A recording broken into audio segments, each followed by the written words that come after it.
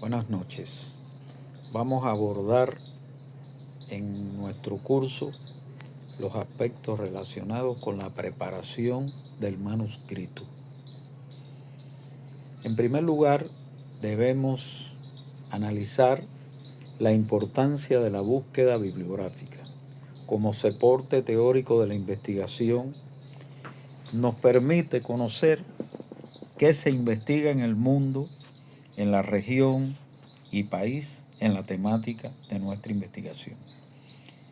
Esto a la vez nos lleva a las brechas en el conocimiento, o sea, cuáles son los aspectos en la temática en los que no se ha agotado la investigación y la búsqueda. ¿Quiénes son los investigadores líderes y cuáles son las revistas de mayor impacto? Con este tipo de información vamos a buscar los metadatos, que son un grupo de datos que nos permiten realizar la búsqueda. Aquí tenemos título, autor, palabras claves, el resumen y el DOI. El DOI es muy importante porque pudiéramos decir que es como el carnet de identidad del artículo. Es una identificación digital única para cada artículo y nos sirve para orientar la búsqueda.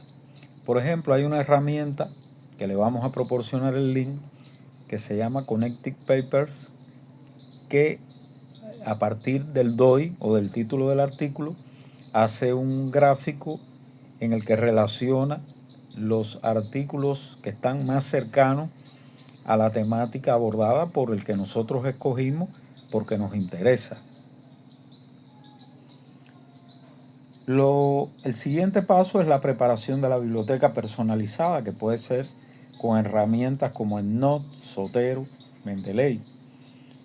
Ya previamente debe definir las palabras clave, identificar un artículo clave y localizar los artículos que están más relacionados, como les decía anteriormente, con una herramienta que se denomina Connected Papers, y puede preparar el borrador del manuscrito utilizando SciSpace. En su versión gratuita permite hasta 5 artículos, pero tiene la posibilidad de utilizar otras herramientas de inteligencia artificial que van a ser muy útiles a la hora de redactar. Esa es una de las tantas que existen. Vamos a la introducción. ¿Qué cuestión o problema se estudió? Aquí tenemos una breve descripción del campo de estudio y por qué es relevante. Aquí hay que presentar los trabajos previos que son directamente relevantes para su investigación, identificar los aspectos que no han sido abordados y declarar el objetivo del estudio. Los métodos o cómo se estudió el problema, tiene el diseño del estudio, la población y muestra, la instrumentación y materiales, el procedimiento y el análisis de datos. Todo esto va dirigido a dejar claro la forma en que se estudió el problema, cómo se estudió el problema, y además de eso es una guía para que otro investigador pueda replicar el estudio. Los resultados, que es la respuesta a la pregunta ¿cuáles fueron los resultados o hallazgos? Tenemos aquí los datos descriptivos, el análisis estadístico y los hallazgos principales. O sea, una descripción general de los datos recopilados, la presentación de los resultados del análisis en figuras, tablas, para visualizar la información y resaltar los resultados más significativos y relevantes obtenidos. La discusión es el análisis para establecer qué significan los resultados obtenidos. O sea, la interpretación de los resultados, que es la relación entre los hallazgos con el contexto general y la revisión de la literatura presentada. La comparación con estudios previos, si coinciden o difieren de investigaciones anteriores. Las implicaciones que es el significado y la relevancia de los hallazgos, cómo pueden impactar o influenciar en el campo de estudio, reconocer las limitaciones del estudio y cómo éstas pueden afectar la interpretación de los resultados. Un ejemplo de ello pudiera ser el tamaño de muestra y las recomendaciones para futuras investigaciones. Ahora, esto es en general, esa es la lógica IMRID, que es lo clásico para escribir artículos científicos, pero vamos a abordar el orden lógico y los errores críticos. Quiere decir que vamos a ir de los datos originales o de los datos primarios a la elaboración del artículo. Aquí tenemos el problema común en la redacción científica. Como ustedes pueden ver, hay una secuencia que comienza en la introducción, métodos, resultados, discusión, resumen y título. Generalmente un artículo se escribe así, e inclusive muchas veces el autor comienza escribiendo el título. Pero recordemos que esto no es literatura de entretenimiento, esto no es una novela ni un cuento, esto es literatura científica. Y hay un aspecto aquí muy importante, que es que no se debe empezar por la introducción. ¿Por qué? Porque sencillamente empezar por la introducción bloquea al escritor. Y vamos a analizar seguidamente por qué esto es así. Miren, el orden lógico para la redacción científica debe empezar por la planificación. Ya hemos hablado anteriormente de esto. La planificación va desde que tenemos definido lo que vamos a investigar hasta llegar a seleccionar la revista en la que vamos a pretender publicar nuestro artículo. Por eso este trabajo de mesa es muy importante. Siempre empezaremos por los métodos, porque lo primero que se hace es un proyecto donde se busca planificar todo lo que se va a hacer. Después los resultados, la discusión, y cuando tenemos terminado esta parte, entonces es que vamos a escribir la introducción. ¿Por qué razón? Porque la introducción es algo muy amplio, muy general, que trata de llevar al lector hacia lo que nosotros hicimos. Por último, el resumen y el título. Y hay una regla de oro aquí. Escribe como investigaste, de lo concreto a lo conceptual. ¿Qué es lo que es lo concreto? Los métodos, los resultados.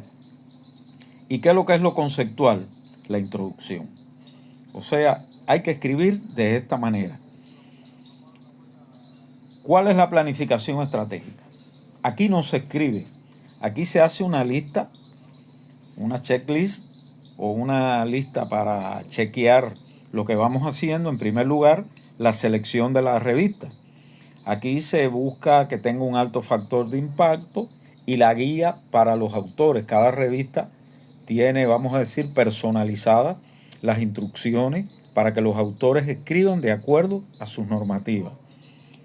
Se recomienda analizar 3 artículos publicados en esa revista para familiarizarse con la forma en que se publica y definir qué debe recordar el lector.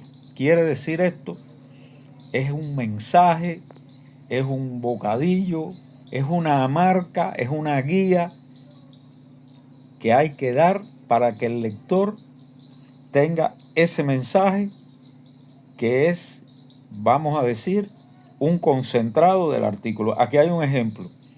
El protocolo X reduce un 30% el uso de antibióticos en cerdos post-destete. Quiere decir que si el artículo es para demostrar la efectividad de un protocolo en este sentido, ese es el mensaje que debe aparecer a lo largo de todo el artículo. Eso no lo debe de perder el autor. Para las tesis de maestría y doctorado, siempre se recomienda que en la línea central aparezca lo novedoso, lo importante de la tesis. Debe estar referido en título, hipótesis, objetivo, etc. El primer paso, ¿qué es el cimiento? Los métodos. ¿Por qué es el cimiento? Porque a partir de los métodos es que se construye el artículo. Aquí hay que tener en cuenta los animales, la ética, el diseño, las variables y el análisis. Aquí importante algo que constituye una causa común de rechazo es nivel de significación y potencia. O sea, hay que previamente haber hecho un análisis del tamaño de muestra necesario para obtener un nivel de significación determinado que usted establece, por ejemplo, un alfa de 0,05 y una determinada potencia. Y aquí un error fatal, por ejemplo, es omitir los aspectos de bioseguridad o composición exacta de dieta. Es un ejemplo. Resultados. ¿Qué se expone en resultados? Solo hechos. Aquí no hay lugar para suposiciones.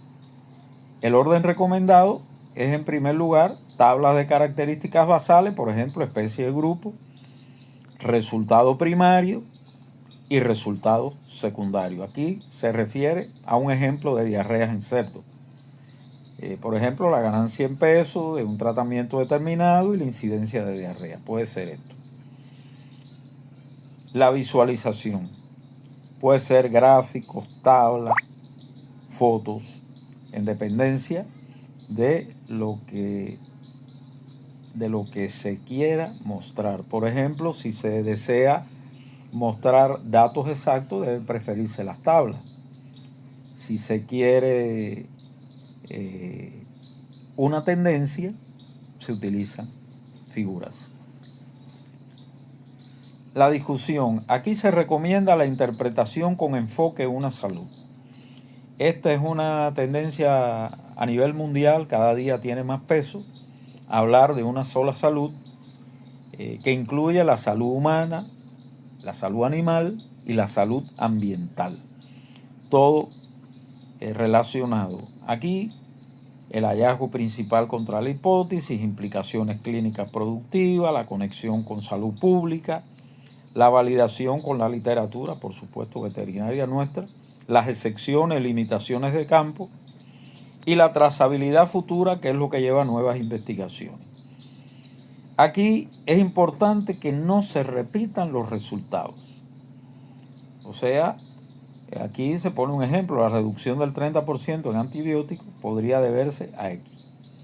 Esto impacta en políticas de granja, etc. Vamos a la introducción. Se dice que la introducción es el embudo invertido. ¿Por qué? Porque va de lo muy general a lo más específico, que es el objetivo del trabajo. Aquí hay 4 elementos importantes. Contexto amplio. Los antibióticos en porcicultura son un problema global. Enfoque específico, especialmente en el destete por Y. La brecha de conocimiento, sin embargo, faltan protocolos basados en Z. Y la solución que vamos a dar en su supuesto artículo, este estudio evaluó el protocolo X en granja de la región A. ¿Cuál es la forma general de escribir? El objetivo de este estudio es evaluar el protocolo tal. Se dice que la extensión ideal es de unos 3 párrafos. Esto es para un artículo científico. Para una tesis, la extensión puede ser mucho mayor, 3, 5 páginas en dependencia de las normas. El resumen es lo último que se escribe. ¿Por qué es crucial? Bueno, porque sencillamente el resumen es un mini artículo. Es el mismo artículo, pero en una versión resumida. ¿Qué es lo que debe tener? 4 cosas: problema, método, hallazgo e implicaciones. Y al final se ponen las palabras clave. Por ejemplo, el uso excesivo de antibióticos en cerdos post-destete causa resistencia bacteriana. Ese es el problema. El método es la evaluación, un protocolo con probióticos. El hallazgo, el grupo tratado redujo un 30% el uso de antibióticos y las implicaciones.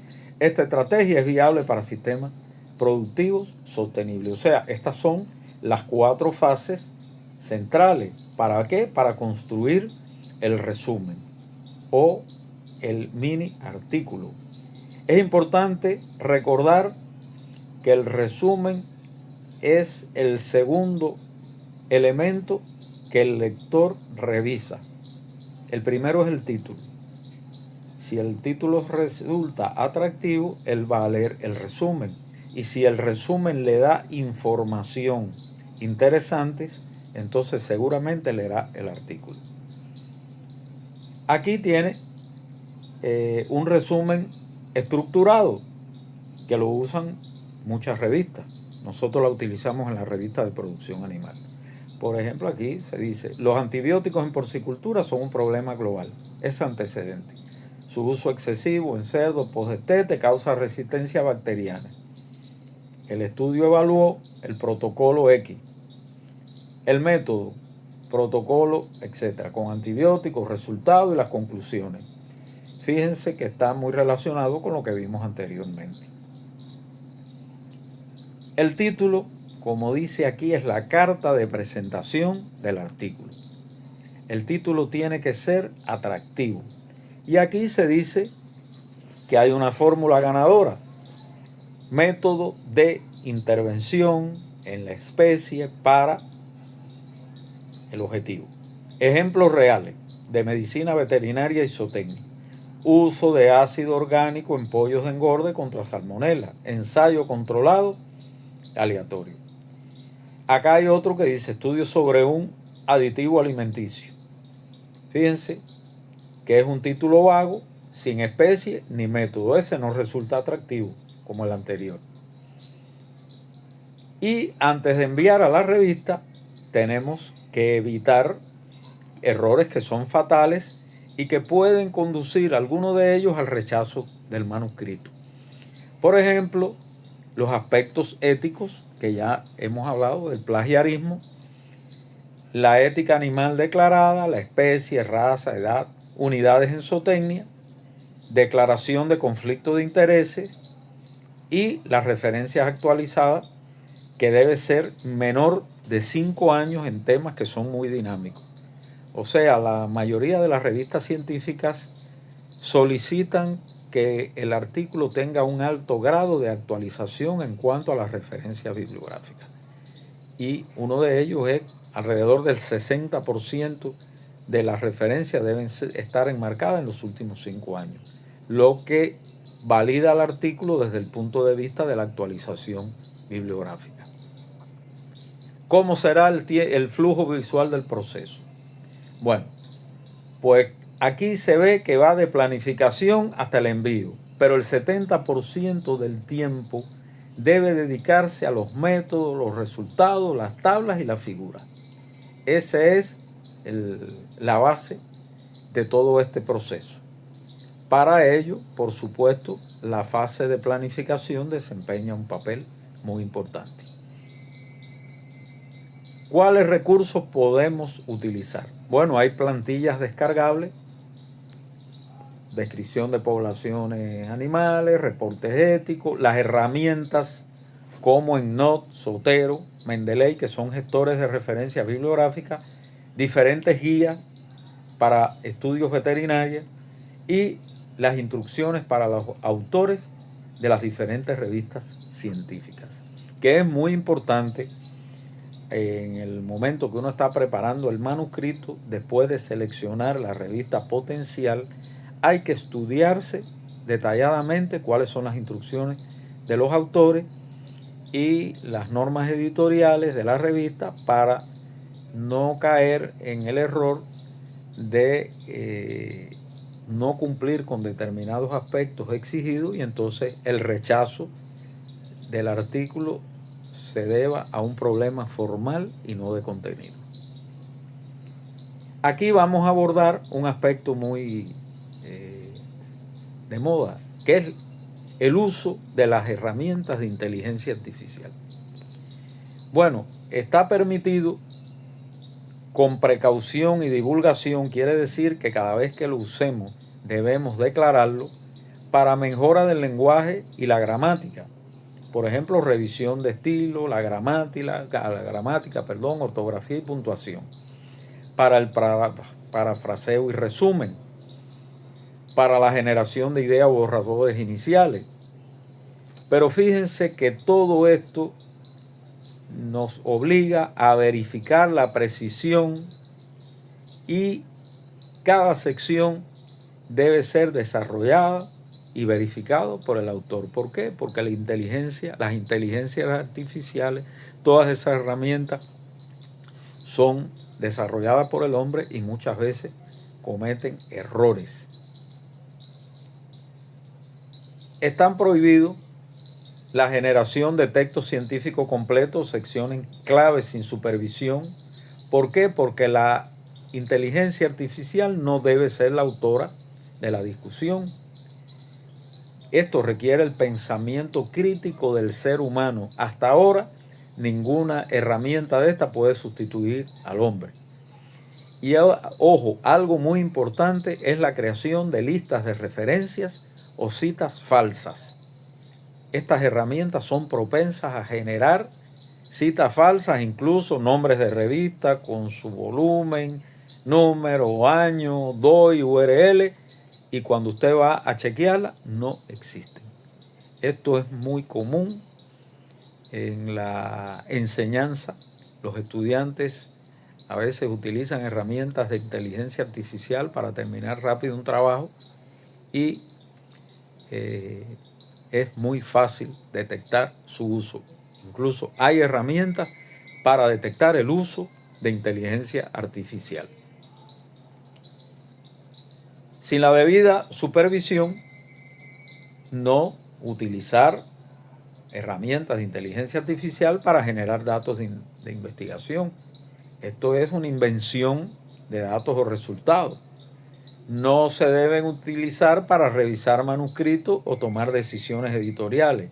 Quiere decir que las revistas científicas tienen la obligación de exigir a sus árbitros o revisores el no empleo de inteligencia artificial para la revisión de manuscritos. ¿Por qué? Porque se supone que cuando se envía un artículo a revisión por pares, se están buscando dos especialistas que son personalidades, personas con un amplio conocimiento de la temática y no tienen necesidad de hacer esto. En el caso de los autores, hay que priorizar la ética, usar las herramientas de inteligencia artificial como un asistente, no como un sustituto. Y por supuesto hay que verificar todo el contenido generado por inteligencia artificial. Y en general hay que asumir que cualquier texto o información generada por inteligencia artificial necesita ser verificada, corregida y contextualizada. Sea transparente. Hay que divulgar siempre el uso de herramientas de inteligencia artificial en su manuscrito, especificando la herramienta y el propósito. Por ejemplo, en la guía de estudio de este curso se declara el momento en que se utilizó una herramienta de inteligencia artificial y con qué propósito se hizo. Hay que revisar las políticas de la revista a la que va a enviar el artículo y hay que leer detenidamente las directrices para los autores, porque las políticas pueden variar de una revista a otra. Y por último, manténgase actualizado, porque la inteligencia artificial está evolucionando y continuamente están apareciendo nuevas directrices de las editoriales y organizaciones éticas. La responsabilidad de la integridad, originalidad, precisión del manuscrito recae siempre en los autores humanos. Y hay que aprovechar las posibilidades, el potencial que nos brinda la inteligencia artificial sin comprometer los valores fundamentales y la ética de la investigación. Hasta aquí este material que espero que les haya servido para orientarse en este camino de la preparación del manuscrito. Así que esperamos sus criterios y en el debate podremos ampliar las cuestiones al respecto. Muchas gracias.